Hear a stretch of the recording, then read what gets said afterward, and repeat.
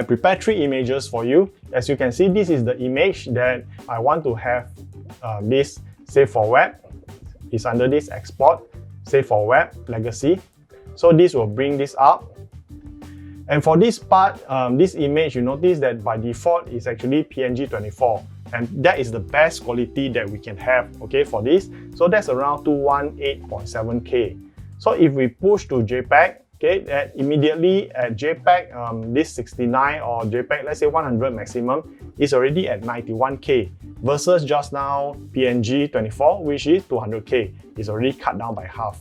Okay, if we the more we push down, okay, the quality, the smaller the file size is going to be. You see now it's like 19K, at least about 40%. So if we push down all the way to 0%, and the file size is only 6K, it's very, very small. But then you notice that the image quality suffers. You see the gradient is, if I don't know whether you can see from that, it's actually this, you can see that this jagged edges, we call this image broken. As you can see, this text also, all the edges are actually broken. This is because of the optimization algorithm that this JPEG technology have. Okay, so we don't compress until 0%. We maybe compress until somewhere we can accept, maybe about 50% or 40%, or maybe even 60% to keep the highest image quality that we want. Around 40K. 40K is already 5 times smaller than the original image. So that is already good enough. Okay, let's see another image. So this image that you can see is originally taken from the web. It's also a JPEG. Is okay actually, but then if we save for web, okay, you see PNG 24 is 254 kilobytes, so about 250 kilobytes. And when we go to JPEG, okay, at 50% is 36, so that is like 8 times more. But the gradient, you can see that here is already broken, and this part, the details is already showing that it's already broken, so we might not want to push that low. Maybe I want to try maybe around 70, 75 or even 80. So different image, you have to adjust this differently.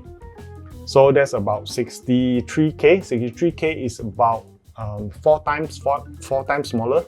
About 4 times smaller than the original image. So that's good enough.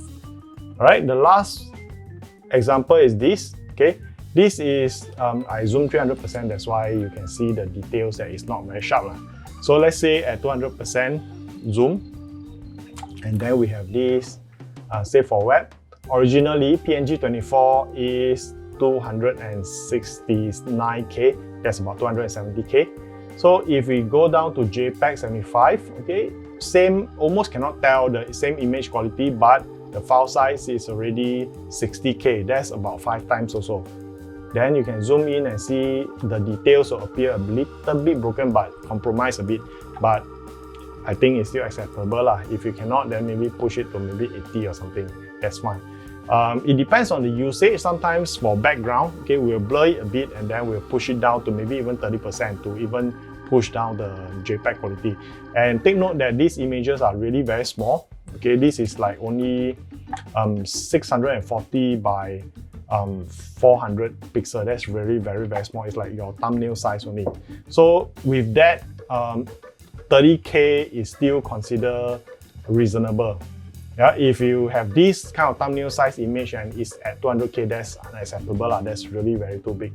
So now you have some basic idea of what this image optimization is about.